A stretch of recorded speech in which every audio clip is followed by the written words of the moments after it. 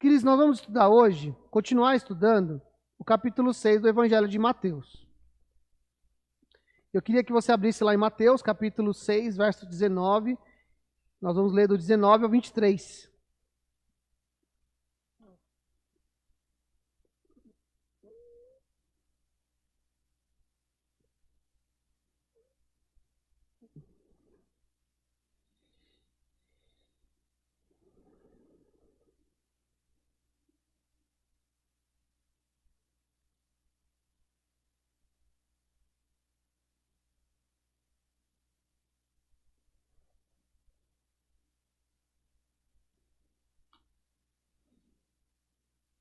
Amém? Todos acharam? Mateus 6, verso do 19 ao 23, que vai dizer assim: Não acumulem tesouros sobre a terra, onde as traças e a ferrugem corroem, e onde os ladrões escavam e roubam, mas ajuntem tesouros no céu, onde as traças e a ferrugem não corroem, e onde os ladrões não escavam nem roubam.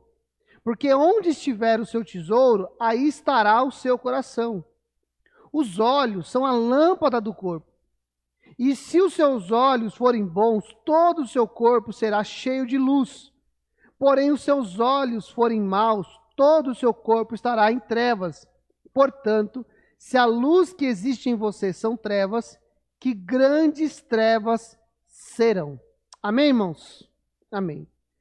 Bom, eu fiz uma introdução rápida na semana passada, falando sobre o Sermão do Monte. E o Sermão do Monte, irmãos, ele literalmente é um alinhamento de prioridades. Ele não é apenas uma manifestação da cultura do reino de Deus, mas ele é um alinhamento de prioridades. E nós precisamos sempre enxergar, irmãos, a vista do que Jesus está falando, porque havia toda uma ideia religiosa constituída em Israel. É uma cultura da aparência, uma cultura do exibicionismo, né? Uma cultura de se lidar com as coisas. E a forma como as pessoas vão tratar tanto a sua vida secreta quanto a sua vida pública. E quando eu falo da sua vida secreta, eu falo da vida piedosa, a parte da oração, a parte do jejum, a parte da consagração, né? Então havia uma maneira de fazer isso. E também havia uma maneira de manifestar essa vida pública. Como que a gente vai viver, como que nós vamos viver. Eu acho interessante, irmãos, porque, se me falha a memória, na região, fora dos domínios de Israel, que é a primeira vez que aqueles que confessam a fé, que confessam Jesus, são chamados de cristãos. Antioquia, na verdade, né? Em Antioquia. Então, é longe de Jerusalém, é longe ali da cidade onde Jesus morreu, onde ele fez seu ministério. É lá que as pessoas, pelo comportamento, pelo estilo de vida, pela maneira que negociam, pela maneira que falam, pela maneira que tratam, pela maneira que lidam com as coisas, elas são identificadas como pequenos cristos, que é a palavra cristão, é um pequeno Cristo. Vou copiar o Douglas Gonçalves, é uma cópia de Jesus, né? Então, eles são parecidos com Jesus, mas parecidos em quê? Não, lógico, irmãos, que não é na estética. Isso para mim, irmãos, é muito óbvio. Que não é a questão estética da roupa. Nós, por estarmos no Brasil, e aí a gente também não é muito referência, né? Porque a gente vai de um extremo para o outro, né? Em um lugar o camarada usa boné, bermuda, na Santa Ceia. E no outro, o camarada está com um terno, gravata, com um sol de 40 graus na moleira. Mas existe ainda assim um nível de vestimenta. Mas se você vai para um outro país, é totalmente diferente, irmãos. O estilo de roupa, as cores. Por exemplo, até mesmo em algumas questões de reuniões de culto, lugares, por exemplo, a gente está num prédio, tem pessoas que elas se reúnem aonde? Por exemplo, na Europa, é muito comum que eles se reúnem em lugares alugados. Teatros, entendeu? Lugares que são reservados para reuniões. Eles não têm um prédio deles, eles alugam lá para fazer, eles fecham lá um pacote de fazer 4, 5 reuniões, aí fecha lá todo domingo de manhã. Então eles alugam o espaço, mas o prédio não é deles. E outros lugares são nas cavernas, outros lugares são nas casas. Então, mas o que torna a igreja de Cristo uma forma universal. Não é a roupa, não é o lugar de culto. Mas o que torna o crente da América do Sul igual ao crente da Ásia? E o que torna o crente da África igual ao da Oceania? O que torna o crente de um país fechado igual a um crente de capital aberto? Então, essa é a cultura do reino. É os valores e a maneira como a gente vai lidar. E eu gosto desse texto, irmãos, e esse texto para mim é de Mateus, dos três que a gente subdividiu em 3 partes. Esse para mim, ele tem um significado muito interessante, porque ele vai falar de 2 coisas. Ele vai falar sobre tesouros e ele vai falar sobre visão, olhos, lâmpadas, maneiras de enxergar. Quando eu falo de tesouro, e eu estava pensando nisso ontem, parando, né? Gosto muito de pensar quando eu estou viajando. E ontem eu dei uma viajada, né?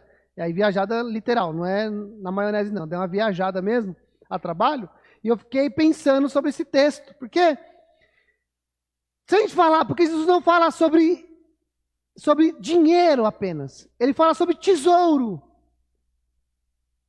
É algo importante para a gente. Isso tanto é verdade que Jesus chega a dizer que aonde está o tesouro, ali está o nosso coração. E não é o inverso, onde está o nosso coração está o nosso tesouro. É onde está o nosso tesouro, está o nosso coração. Então Jesus está falando sobre coisas que nós damos importância. Agora, irmãos, vamos lá. Tesouro, vamos pensar em riquezas, para ficar um pouco mais fácil, para depois a gente conseguir explodir e ampliar essa visão.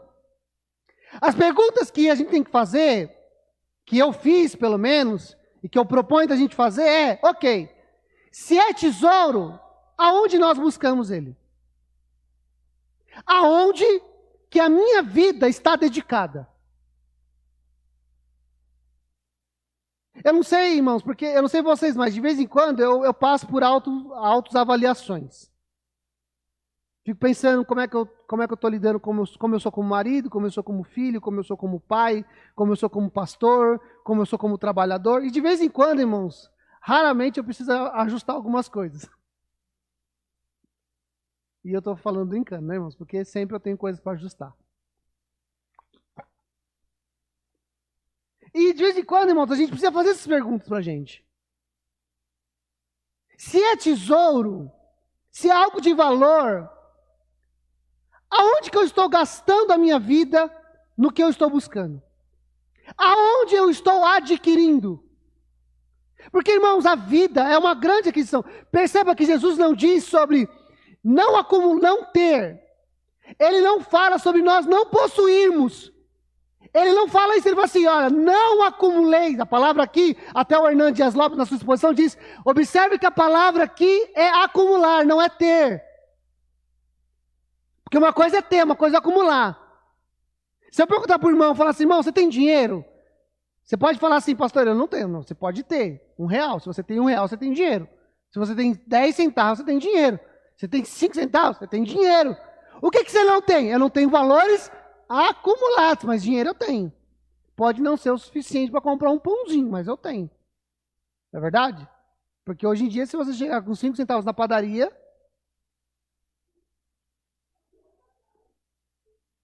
necas, né, irmãos? E eu lembro da época que a gente comprava pãozinho com 1 centavo. 1 centavo de real. Comprava 5 pãezinhos. Ah, irmão, estamos. 93, 94, irmãos, tá bem aí. É verdade, plano real. Então, a pergunta é, aonde nós estamos buscando tesouros? Aonde que a minha vida está dedicada? Uma segunda pergunta que a gente pode fazer é, ok, adquirir, como eu estou administrando ela? Porque os irmãos há de entender que não é só ter, não é só ganhar, porque quem não tem, quer ter, e quem tem, quer administrar. Então, aonde eu vou administrar? Como eu vou administrar? Quando a pessoa ela tem, a gente hoje, agora, nós vamos trabalhar sobre recursos financeiros, para a gente depois ampliar esse negócio, para a gente entender bem. Uma pessoa que tem dinheiro, ela adquiriu uma fortuna, ela herdou uma fortuna, ela conseguiu ganhar uma fortuna, agora ela tem uma preocupação, como eu vou administrar? Eu vou comprar casa? Eu vou comprar carro? Eu vou investir na bolsa de valores? Eu vou emprestar dinheiro para o governo? Vou comprar títulos? Eu vou abrir o meu próprio negócio? Eu vou comprar terreno? Eu vou arrendar? Eu vou ter fazenda? Ele vai ter que administrar esse dinheiro. Ok? Então quando nós falamos de tesouro, de riquezas, de valores, primeiro nós pensamos em adquirir. Segundo, em administrar. E o terceiro é como eu vou usar. Porque, irmãos, se o negócio for só ter e só administrar e nunca poder usar, então o negócio está errado. A Bíblia vai dizer que é dom de Deus que o homem trabalhe e goze do fruto do trabalho. O sistema do mundo, irmãos, e assim é muito claro, o sistema do mundo, ele quer que a gente tenha prazer apenas no trabalho.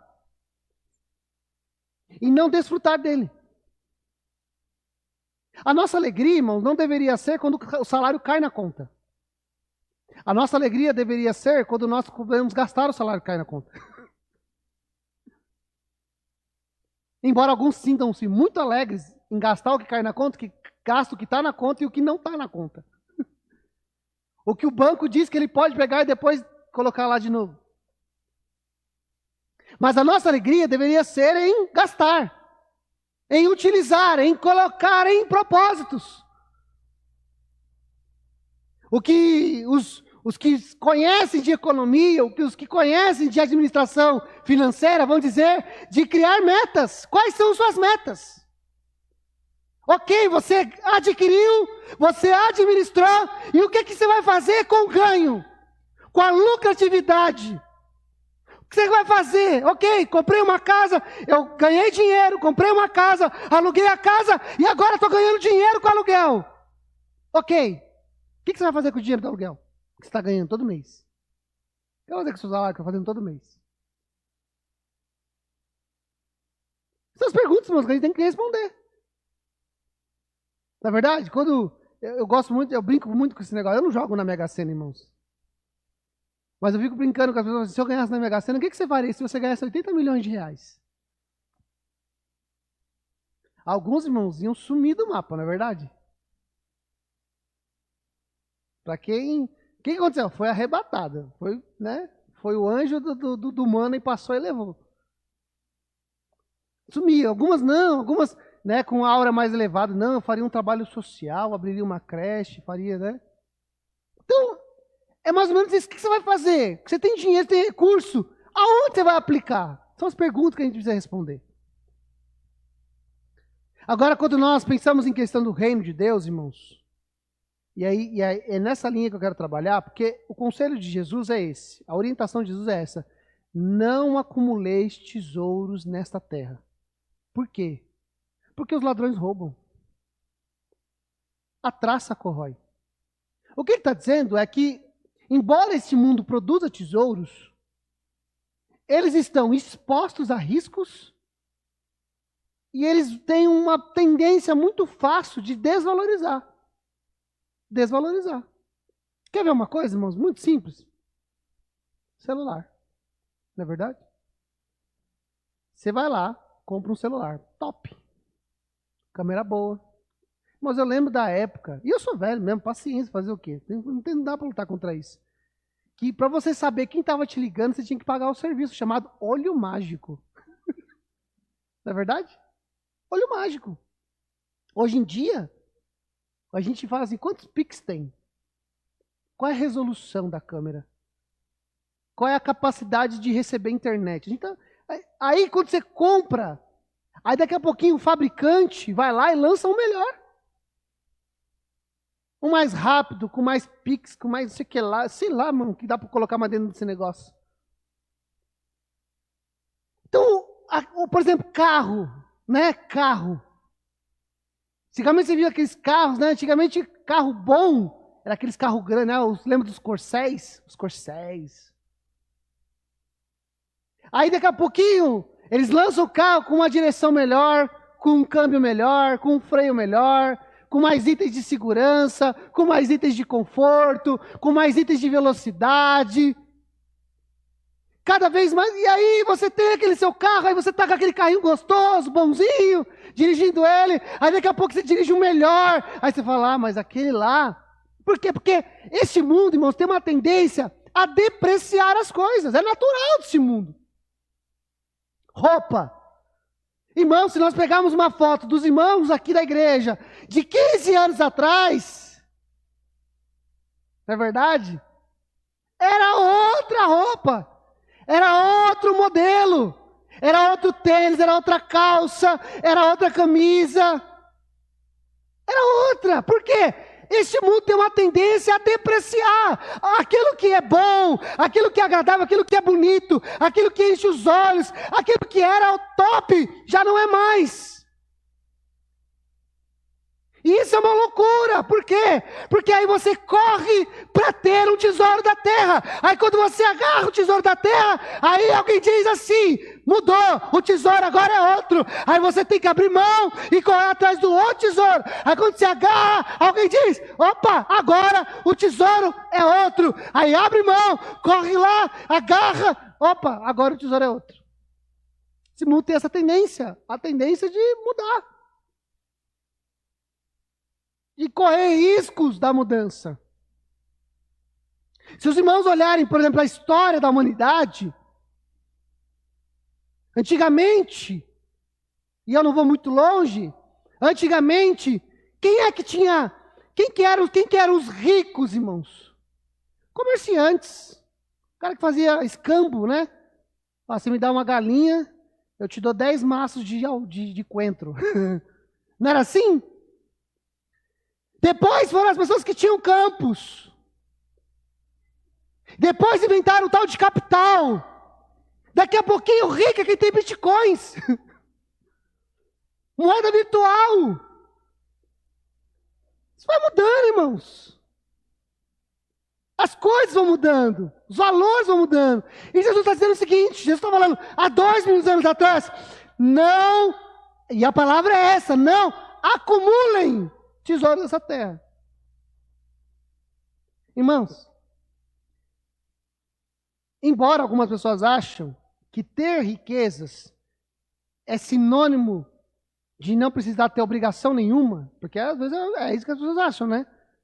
Que quem tem dinheiro vive uma vida lá vão ter, né? Irmãos, pode até ser que alguns que tenham dinheiro vivam assim, mas a grande maioria não vive. A grande maioria das pessoas que tem muito dinheiro, elas passam boa parte do seu dia administrando esse dinheiro. Entre reuniões, estratégias, conversando com um, conversando com outro. Um trabalhador, irmãos, normalmente trabalha entre 8 a 10 horas por dia. Um empresário não trabalha isso, ele trabalha muito mais do que isso.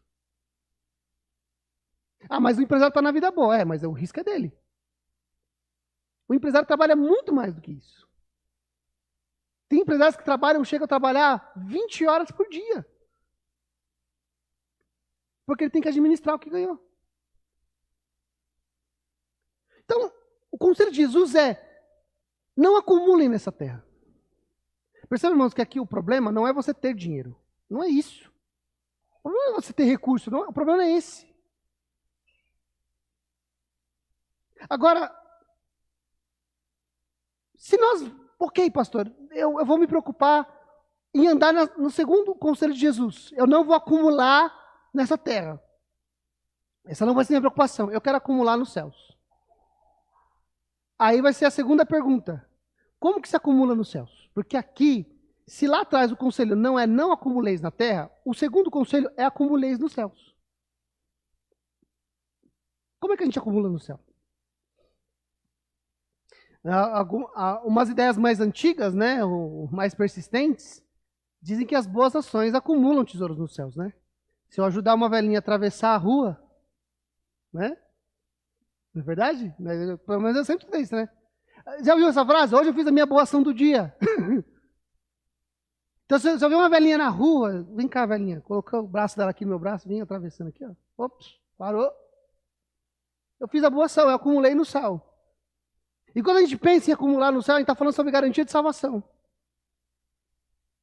Agora, olha que interessante, porque o texto de Isaías 55, versos 1 e 2, vai dizer para a gente como nós podemos acumular nos céus. Ele vai dizer o seguinte: todos vocês que têm sede, venham e bebam águas. E vocês que não têm dinheiro, venham, comprem e comam. Sim, venham e comprem sem dinheiro, sem preço, vinho e leite. Por que vocês gastam o dinheiro naquilo que não é pão? E o seu suor naquilo que não satisfaz? Ouçam com atenção o que eu digo, comam o que é bom, e vocês irão saborear comidas deliciosas. Primeira coisa, irmãos, que eu gosto desse texto, é que ele fala assim, vinde e comprai sem dinheiro. Deve ser uma delícia comprar sem dinheiro. Não, aí não. Ainda é com dinheiro. É com dinheiro no tempo, dinheiro futuro, que você ainda não tem, mas é dinheiro ainda. Então, assim, você pode vir e comprar sem dinheiro. Adquiram vinho e leite. Eu gosto da expressão vinho e leite, porque vinho tem sinônimo de alegria e leite tem sinônimo de sustento. De alguma coisa robusta. De alguma coisa que de fato vai trazer um certo tipo de estrutura. E o conselho é esse: vinde e comprem, adquiram, venham. Então é um convite de Deus.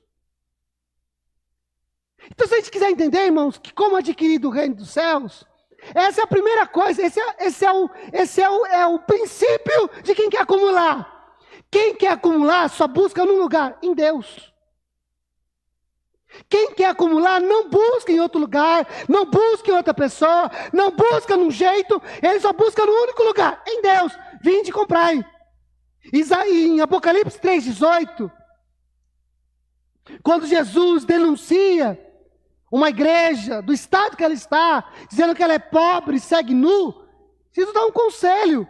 Aconselho que você compre de mim ouro refinado pelo fogo, para que você seja de fato rico. Compre vestes brancas, a fim de que a vergonha da sua nudez não fique evidente. E compre de mim colírio, para ungir os olhos, a fim de que você de fato possa ver. Qual que é a denúncia de Jesus para essa igreja? Você é pobre, você é cego e você é nu. E sabe o que é o pior, irmão? Vocês não estão percebendo que vocês são isso. Vocês não estão notando que vocês são pobres, vocês não estão notando que vocês são cegos, vocês não estão percebendo que vocês são nus. Porque os valores que vocês estão enxergando são diferentes dos meus valores. Volto a dizer, irmãos, me preocupa muito quando a nossa busca é apenas pela felicidade. Eu não tenho nenhum problema em a pessoa querer ser feliz. O problema é quando a pessoa faz do seu alvo a felicidade acima de todas as coisas. Porque quem busca felicidade acima de todas as coisas, passa por cima de tudo, porque acredita que vai alcançar a felicidade. O conselho aqui é esse. Do que você tem falta? Você está cego? Você é pobre? Então vem aqui, ó. Compre de mim ouro, para que de fato você seja rico. Não que você acha que é rico, mas que você de fato seja rico. Qual que é o seu problema? É nudez? Você está nu, você está exposto. Suas vergonhas estão aparecendo para todo mundo. Então, ó, vem comigo. E compre de mim roupas para que você tampe a sua nudez. Você não está enxergando, você é cego. Quero te dizer uma coisa, eu tenho colírio. Comprem de mim colírio. É um chamado ao relacionamento, irmãos. Só existe um jeito de acumular no reino dos céus. Não é pelas boas obras. Não é pelo aquilo que eu faço. Não é porque eu cultuo todo domingo às 10 horas da manhã. Não é porque eu vou lá e eu sou dizimista, sou ofertante. Não é isso. A gente só acumula no reino dos céus quando nós de fato temos relacionamento com Ele. O que nos torna ricos é o relacionamento. O que nos torna aproximados, adquirindo e possuindo. E eu gosto do Paulo dizendo, nada tendo, mas tudo possuindo. Por quê? Porque de fato ele não tinha nada. Camarada ia de cidade em cidade. Cada cidade que ele entrava, o Espírito Santo falava com ele, aqui você vai ser preso. Aqui você vai ser apedrejado. Aqui vão te perseguir.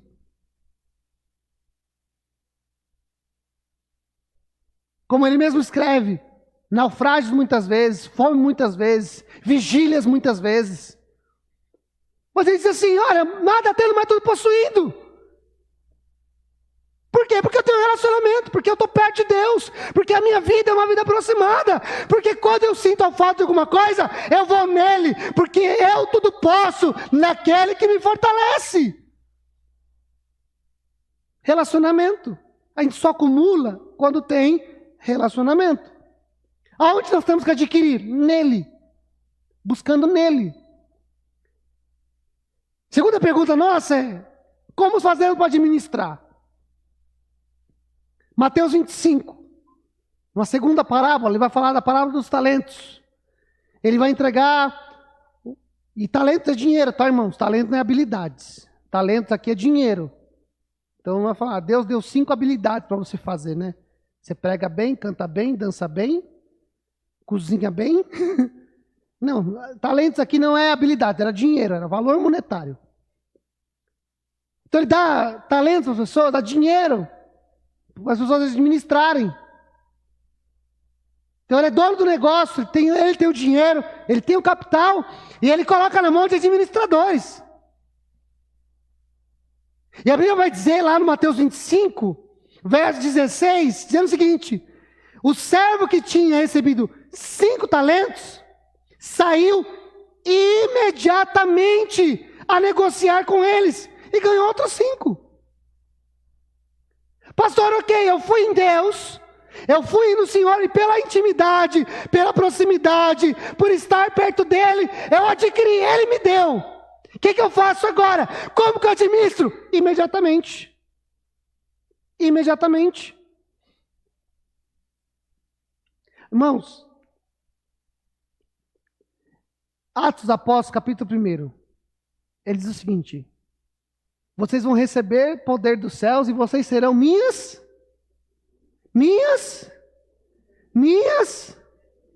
bacana.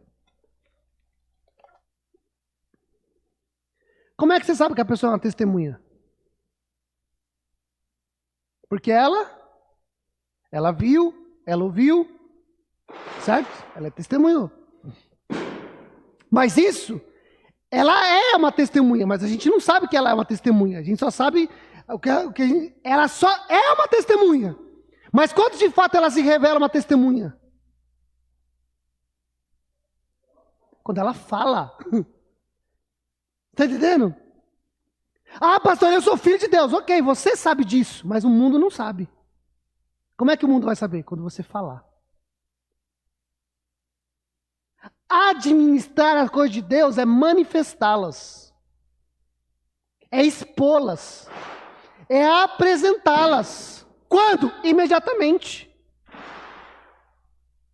É imediatamente. Quando que nós administramos bem? Quando nós possuímos e rapidamente apresentamos. Porque a Bíblia diz que, e eu gosto desse texto porque a Bíblia diz que cada um recebeu segundo a sua capacidade. Então, o que tinha dinheiro, o que tinha o capital, ele viu capacidade de uma pessoa para administrar 5 talentos. Quando ele adquiriu, quando ele recebeu os 5 talentos, o que ele fez? Imediatamente. Ele pegou aqui o recurso, ele falou, o que eu vou fazer com esse recurso? Onde que eu vou investir? Perceba que a Bíblia diz que ele foi a negociar com eles. Quem são eles? Sei lá.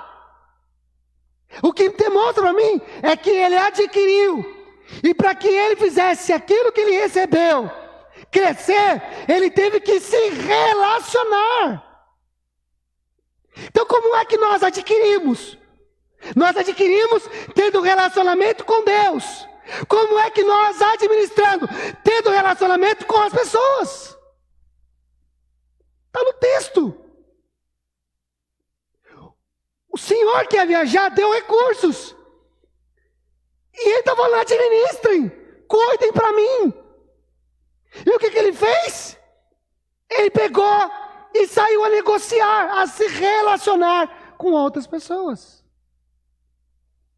Como é que nós acumulamos? Primeiro, estando com Deus. Segundo, estando com as pessoas.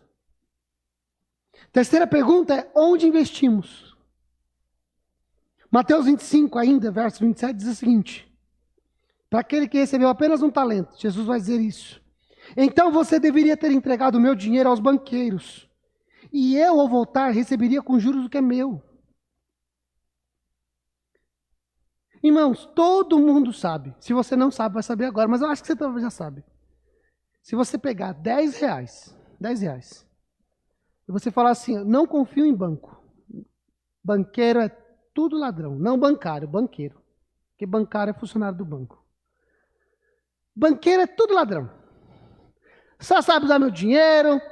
Ele utiliza o meu dinheiro e cobra juros abusivos e tal. Não vou colocar dinheiro em banco. Vou pegar o meu dinheiro, vou abrir meu colchão, vou enfiar lá dentro. O que vai acontecer com o seu dinheiro ao longo do tempo? Simples. Como assim, pastor? É a mesma nota de 10, vai desvalorizar.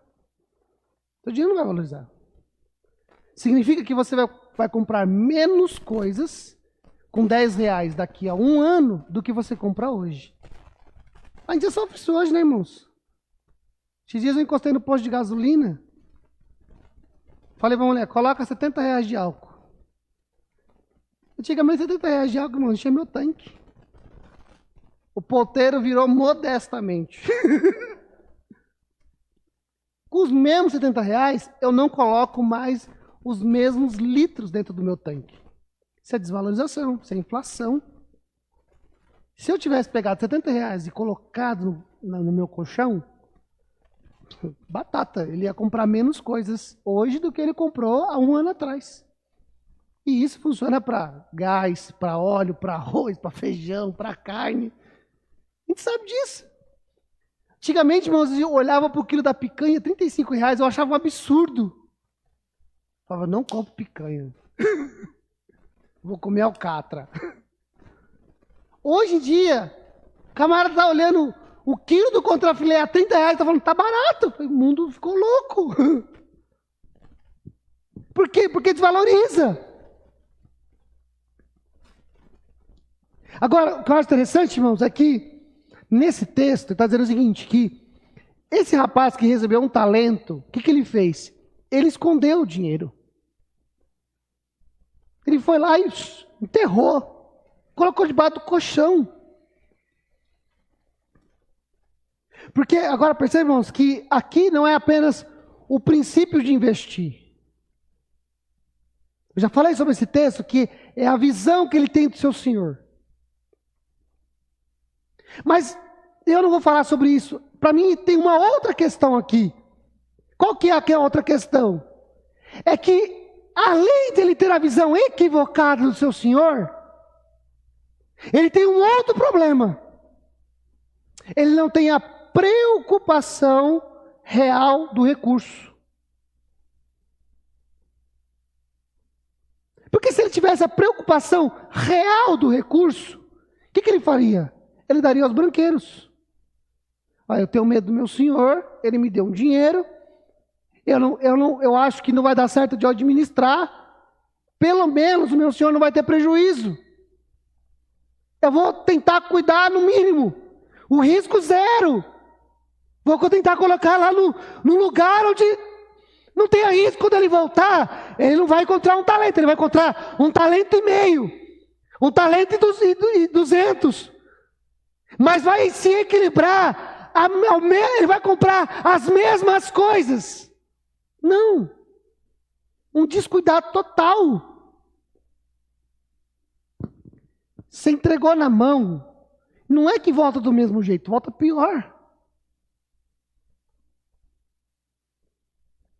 Eu acho isso aqui, irmãos, preocupante. Você imagina? Vamos colocar isso nos valores espirituais? Deus te entrega uma igreja e você devolve para Deus pior. Deus te entrega um filho e você devolve para Deus pior. Deus te entrega um dom e você devolve para Deus pior. Não é que você está devolvendo do mesmo jeito. Embora ele tenha devolvido o mesmo valor, ele devolveu pior. O senhor perdeu dinheiro. Perdeu o poder de compra. Então não é um tipo de gente que está devolvendo o que recebeu. É tipo de gente que está devolvendo inferior ao que recebeu. Sabe por quê? Porque não aplicou. Simples assim.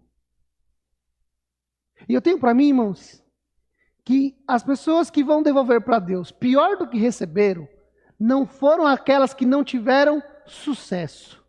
Foram aquelas que nem sequer tentaram. Nem sequer tentaram. Elas receberam do Pai. E é interessantíssimo, porque elas se relacionaram com o Pai para ter.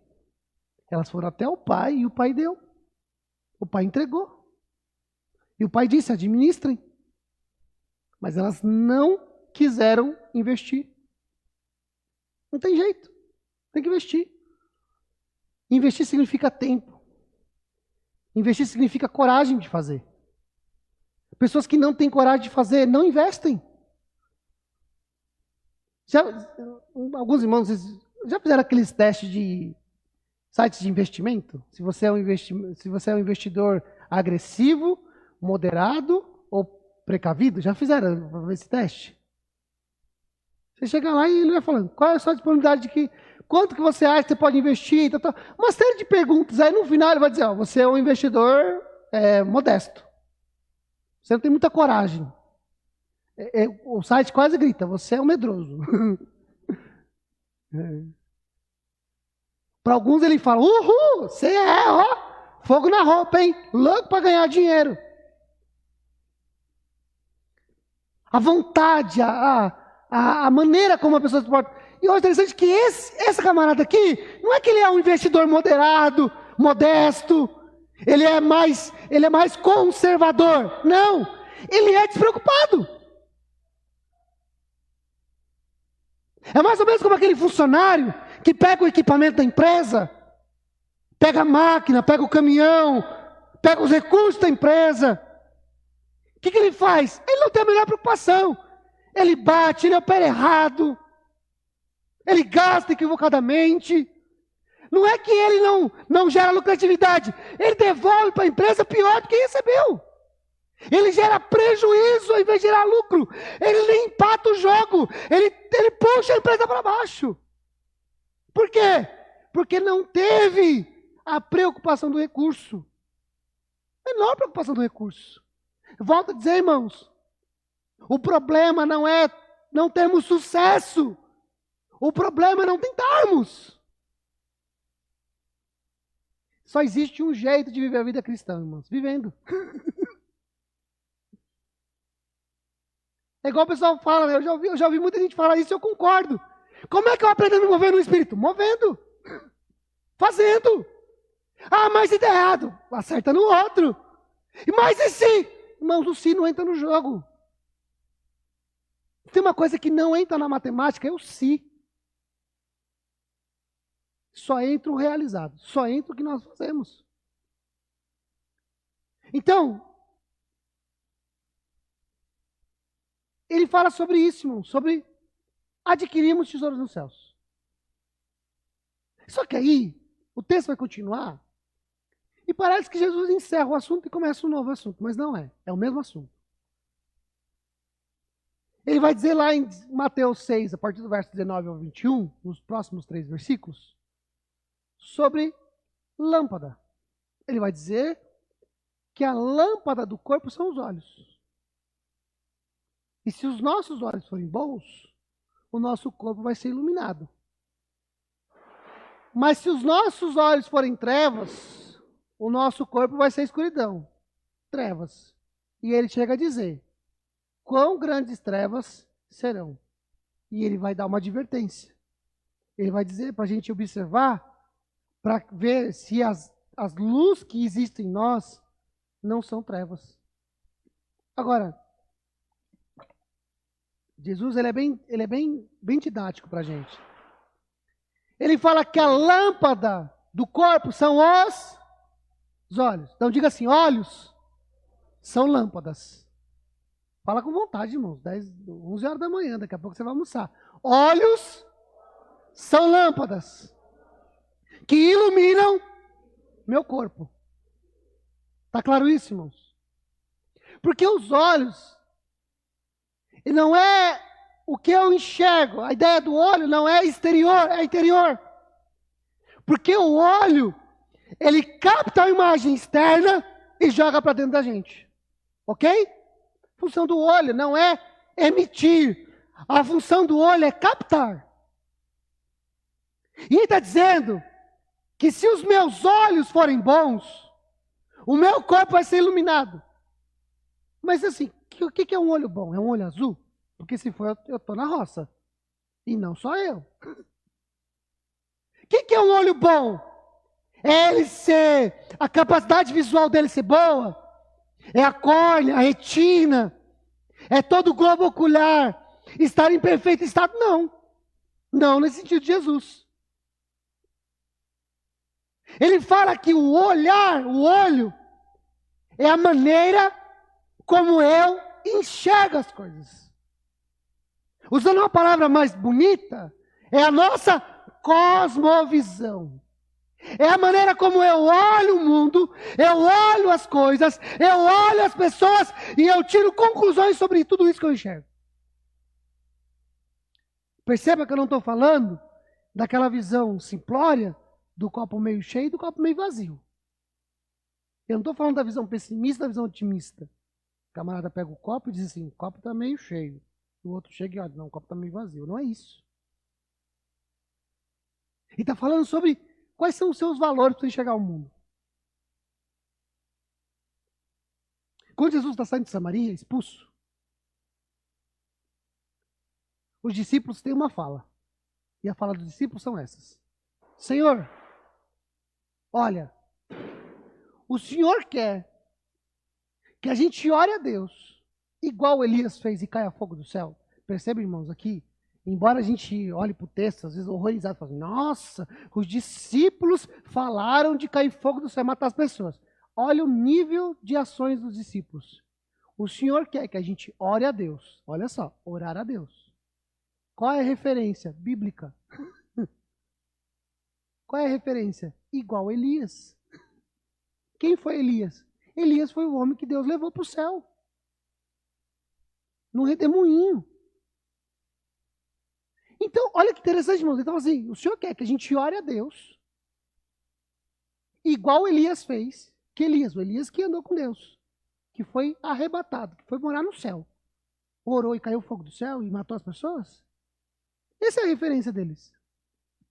Essa é a maneira como eles estão enxergando para resolver aquela questão. A questão da rejeição, a questão de expulsar Jesus da cidade. Jesus, como que o Senhor quer que a gente lide com essa situação? Nós podemos fazer como Elias, que orou e caiu fogo do céu e acabou. Consumiu o exército. Jesus diz assim, não, esse não é o meu espírito. Não é assim que eu enxergo as coisas. Não é assim que eu resolvo problemas. Não é assim que a gente vai caminhar. Aqui é um alinhamento de visão. Lá em 2 Reis, versos de 14 a 17, dá tempo de ler. Diz assim, então o rei enviou para lá onde? Para a casa de Eliseu, cavalos, carros de guerra e um grande exército. Eles chegaram de noite, cercaram a cidade. O servo do homem de Deus levantou-se bem cedo e ao sair, eis que as tropas, cavalos e carros de guerra haviam cercado a cidade. Então o moço disse a Eliseu, ai meu senhor, que faremos? Ele respondeu, não tenha medo, porque são mais os que estão conosco do que os que estão com eles. E Eliseu orou e disse, Senhor, peço-te que abra os olhos dele para que veja. O Senhor abriu os olhos do moço e ele viu. O monte estava cheio de cavalos, de carros de fogo ao redor de Eliseu. Gosto desse texto, irmão. Gosto muito desse texto. Só para os irmãos entenderem o contexto. O rei, se não fala a memória da Síria, ele estava bem casquetado, porque toda vez que ele armava uma cilada, o Eliseu dizia o que ia acontecer. Então o rei de Israel conseguia se livrar. E ele achou que tinha um dedo duro lá no meio. X9. Falou, tem alguém no reino que está dedo duro? Falou, não. Aí alguém falou, não, rei, não é nada disso. Tem um profeta lá em Israel, que toda vez que quando o senhor deita, quando o senhor coloca a cabeça no travesseiro e o senhor pensa, vou fazer isso, Deus vai lá e fala para ele. Irmão, se alguém fala um negócio desse para mim, que tem alguém que Deus fala, que revela o que eu penso, eu nem quero saber de olhar para a cara da pessoa.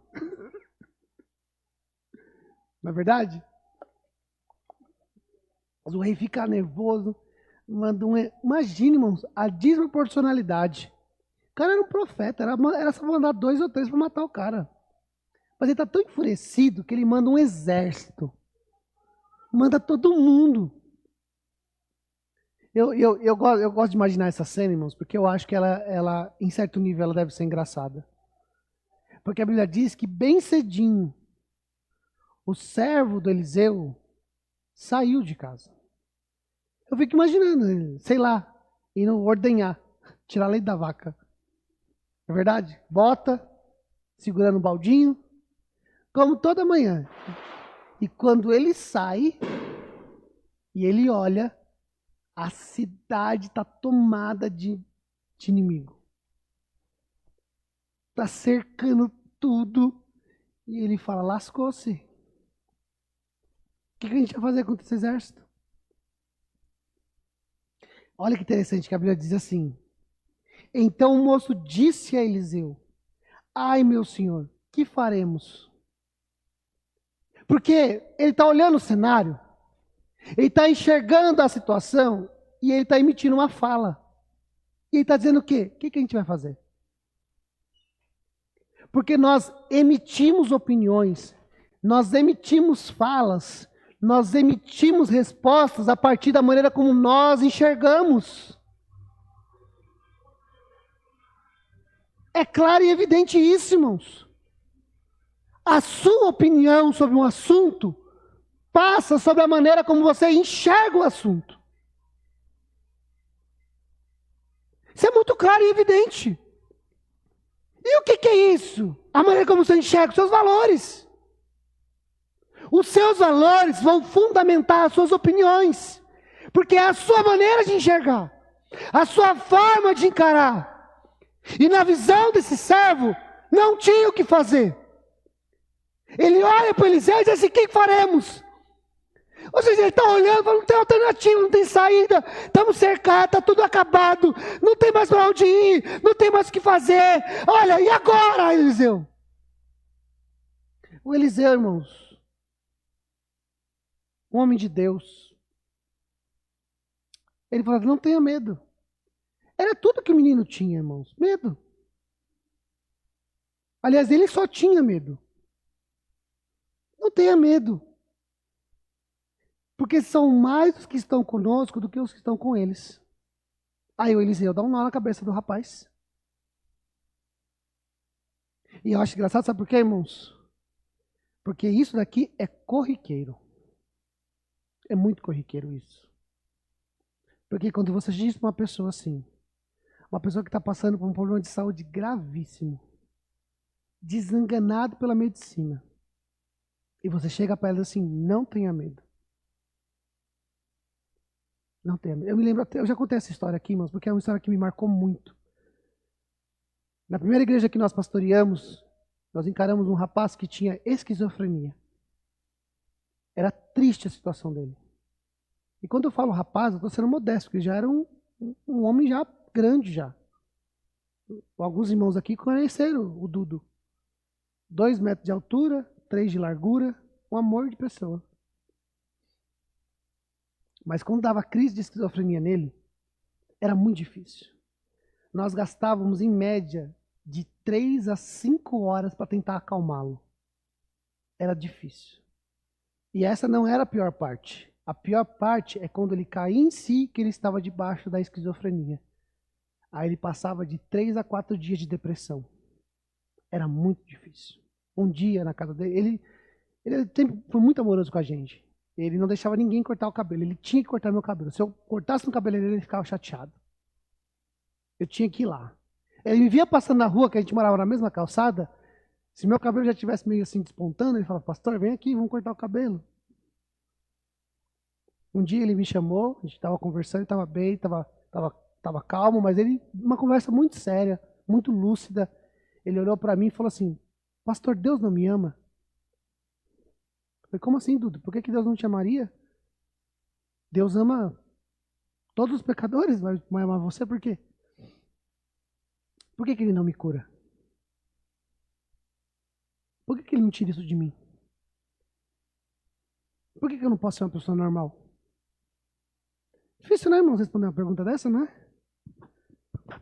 Eu não tinha resposta. Eu estava igual esse cara aqui, morrendo de medo, cercado. Mas aí Deus deu uma iluminação assim, uma graça. Me salvou. Abriu os meus olhos.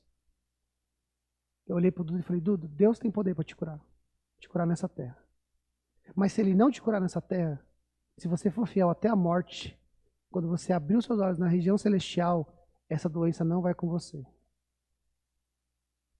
É difícil falar isso. Mas naquele momento, ele estava enxergando apenas a vida terrena. Apenas o agora, apenas o aqui. E Deus, então, nos ajudou a enxergar além do que nós estávamos vendo. E é muito difícil, sabe por quê? Porque às vezes as pessoas elas estão tão enfiadas nas suas dores, nas suas angústias, nas suas mágoas, nos seus problemas, nas suas raivas, nas suas injustiças, nos seus medos. Elas estão tão mergulhadas, mas tão mergulhadas que elas estão igual esse camarada, olhando tudo e tendo medo e falando o que é que nós vamos fazer. Quais são as soluções? Para onde nós vamos correr? Para onde nós vamos ir? Quem vai nos socorrer? Quais são as alternativas da nossa vida? E eles precisam de pessoas, irmãos, que tenham uma cosmovisão diferente, um olhar diferente, um olhar como o olhar de Eliseu.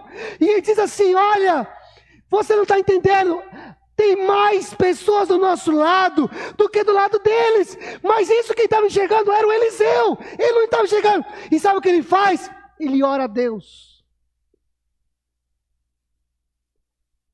Ele ora a Deus assim, Senhor, abre os olhos do moço. Porque, irmãos, nós não podemos apenas falar para as pessoas que existe um Deus que vai cuidar delas, que existe uma salvação para a alma delas, que existe um caminho além dos quais elas estão enxergando. Nós temos que falar isso, mas nós temos que manifestar isso. Ele ora, abre os olhos do moço.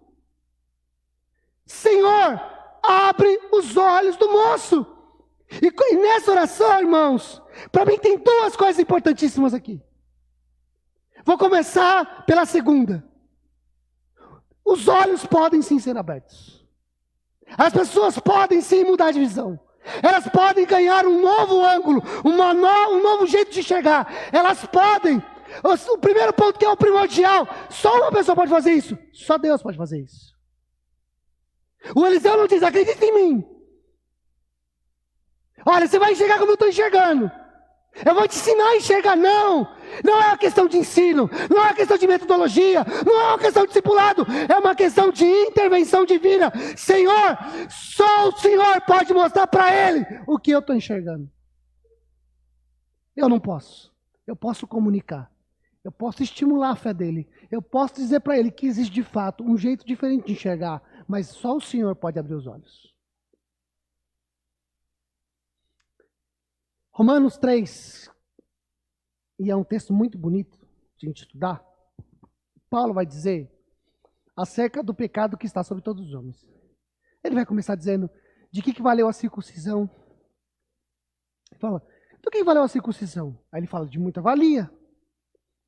Porque Deus escolheu Israel para manifestar a sua glória. Ele vai dizer que Deus escolheu Israel para ser o oráculo de Deus. E ele vai dizendo, mas o fato deles não acreditarem diminui Deus tem nos chamado? De maneira nenhuma. Porque através do erro deles, se sublinhou a graça de Deus, se ficou mais evidente a graça de Deus. E Paulo vai nesse discurso, nessa conversa. Chega um momento que Paulo vai dizer o seguinte: olha, a verdade é essa, que todos os homens pecaram. Todos os homens, sejam judeus, sejam gentios, todos eles pecaram. E ele vai dizer que por causa desse pecado, que todo homem tem, o olhar do homem, diante do olhar do homem não existe o temor de Deus. O que compromete o nosso jeito de enxergar, irmãos, é a visão por causa do pecado. Jesus vai tratar isso no Sermão do Monte também. Jesus vai dizer o seguinte: disseram para vocês, olho por olho, dente por dente. Não foi o que te ensinaram? Eu estou dizendo para vocês, amai os vossos inimigos e orai por aqueles que perseguem vocês. Deram um jeito para vocês enxergar a situação. Falaram para vocês que quando alguém agredir vocês, agridam também. Quando alguém for ferozmente contra a alma de vocês, devolvam na mesma medida. Disseram para vocês que quando ferirem e magoarem vocês, vocês precisam arranjar um jeito de ferir e magoar as pessoas de uma forma ainda mais agressiva e ainda mais violenta. Foi isso que ensinaram para vocês. A devolver na mesma medida. Mas eu estou dizendo para vocês que existe uma outra maneira de lidar com isso. Eu estou dando para vocês uma outra visão. Amem quem persegue vocês. Orem por aqueles que não querem vocês bem. Façam o melhor para essas pessoas. É o que Jesus está dizendo. Jesus está dando para a gente de uma outra maneira, mas por quê? Porque o pecado nos faz isso. A pessoa é traída, o que ela faz? Vou trair. A pessoa é enganada, o que ela faz? Vou devolver.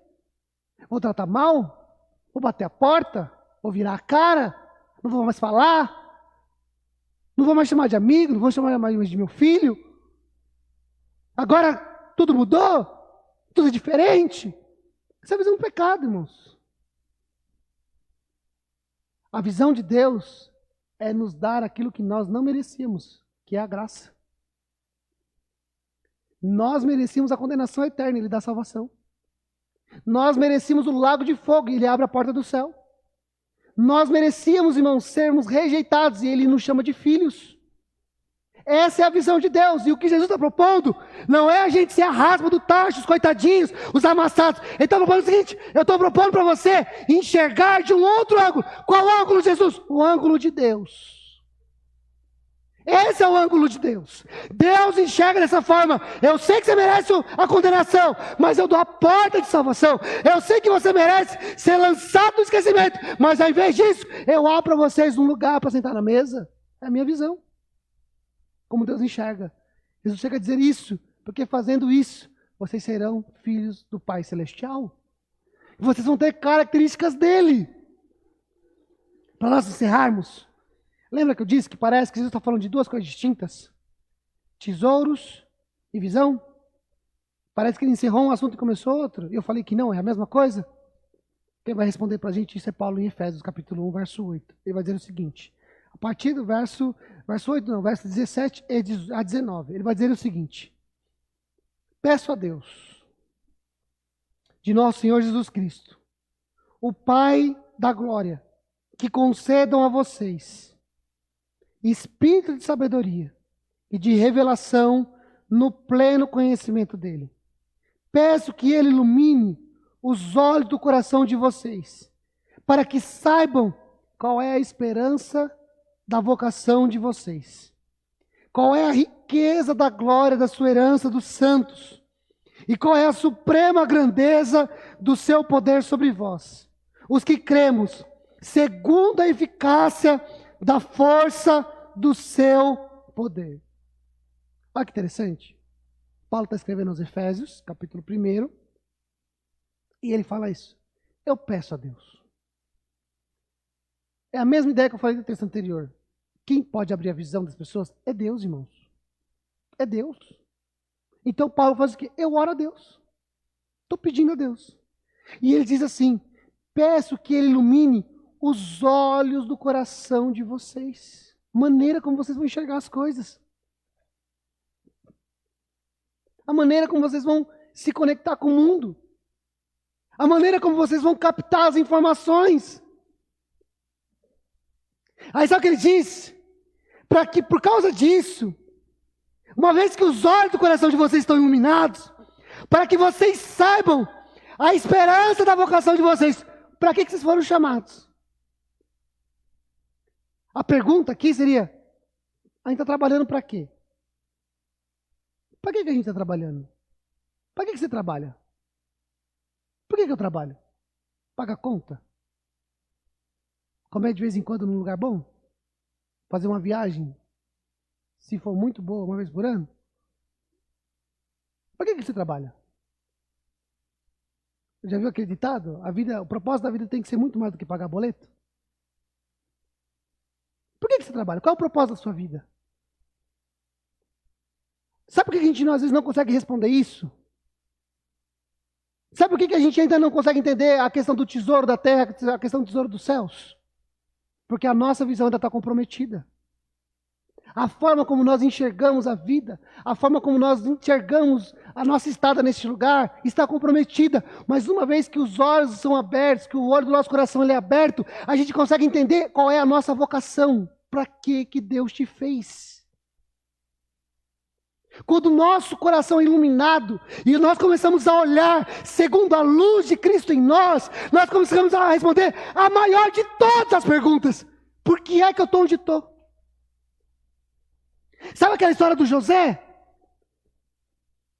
José, vendido por seus irmãos, depois enganado, caído por Potifar, jogado na cela, anos e anos lá. Daqui a pouquinho Deus chama ele, coloca ele em ascensão, coloca ele como segundo do Egito. Aí chegam os seus irmãos. Que coincidência, né, irmãos? Que coincidência! Aí o José, a princípio, tenta, costurar uma situação. Mas chega uma hora, irmãos, que o José não aguenta mais. José diz o que para os seus irmãos? Não fiquem tristes, não chorem, não fiquem assim, porque agora eu sei que eu estou aqui por causa disso. Eu sei que tudo que eu passei era a minha vocação. Eu estou aqui para guardar a vida de vocês. Eu estou aqui para preservar a vida de vocês. Eu estou aqui porque Deus me colocou aqui. E o caminho pelo qual Deus me colocou aqui foi esse. Está tudo certo. Eu estou entendendo a minha vocação. Quando a gente entende a nossa vocação, irmãos, até os problemas para a gente é um jeito de Deus de resolver problema. Quando nós enxergamos pelo prisma de Deus, até as lutas, as adversidades, elas cooperam, elas colaboram, elas apoiam, elas impulsionam a pregação do Evangelho. Porque tudo coopera para o bem daqueles que amam a Deus e que vivem segundo os seus propósitos. Está tudo no plano de Deus. Quando o nosso coração é iluminado, a primeira coisa que a gente entende é a vocação da nossa vida. Por que Deus me fez? A segunda coisa que nós entendemos é a riqueza da glória da sua herança nos santos. O que é que Ele me deu? Primeiro, eu sei quem eu sou. Segundo, eu sei quem Ele me deu. Tem muita gente querendo ter sem saber quem são. É mais ou menos o filho mais velho daquela parábola do filho pródigo. Que embora seja filho, se comporta como um trabalhador. Embora seja filho, quer receber salário como um escravo. Ele quer ter, mas não entende quem é. A primeira coisa que a gente entende é quem nós somos. Depois é o que temos, por quem nós somos. Então a gente entende a riqueza da glória de Deus. A gente consegue entender a diferença entre que é uma riqueza humana e uma riqueza celestial. Por quê? Porque os nossos olhos estão iluminados, irmãos. Que Deus abriu o nosso entendimento. Primeiro eu entendo quem eu sou, segundo eu entendo quem eu tenho. E terceiro, irmãos, a suprema grandeza do seu poder em nós. Aí a gente olha assim, eu sei que não sou eu. É o poder dele em mim. É o que ele faz em mim, através de mim. Então, se a gente quiser alinhar essas coisas, entre o que é, por que eu trabalho, qual é a minha vocação, o que eu estou acumulando, passa-se pela visão que eu tenho do que Deus me fez. Qual é o meu propósito de vida? Por que Deus me fez? Quem que pode responder isso, irmãos? O Senhor. E quando eu tenho essas perguntas, o que é que eu preciso? Me relacionar com Ele. Perceba que está tudo conectado, irmãos. Porque quando eu vou para Deus, Ele brilha a luz dele sobre mim. Ele resplandece o meu rosto. Ele me dá paz. E eu entendo qual é a vocação. Eu entendo qual é a riqueza. E eu entendo que é o poder que está sobre a minha vida. Então a minha vida começa a ser uma vida acumulando no reino dos céus. Por quê? Porque eu sei quem eu sou. Eu sei a riqueza que tem em ser quem eu sou. E eu sei qual é o poder que opera em mim para eu ser quem eu sou. Amém? Podemos orar, irmãos? Você pode ficar de pé? Quero orar com você.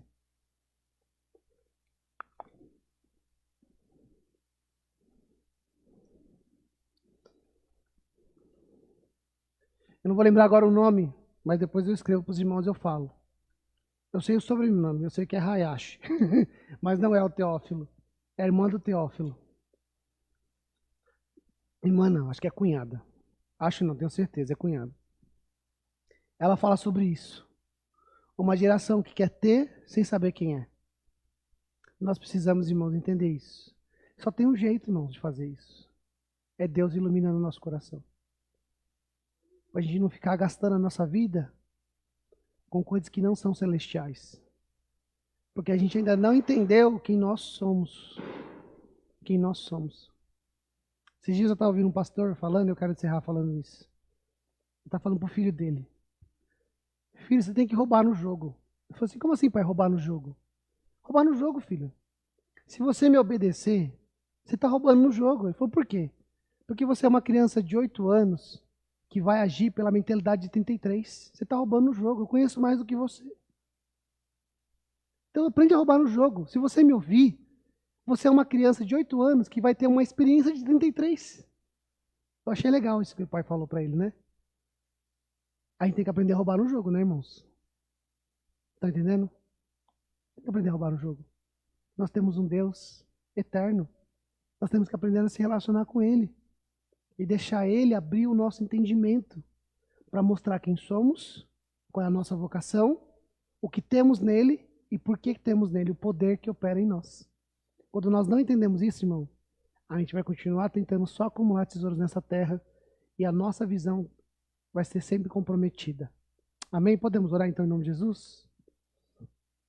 Pai amado, Pai santo, Pai querido, nós oramos diante do Senhor nessa noite, colocamos a nossa vida diante do Teu altar.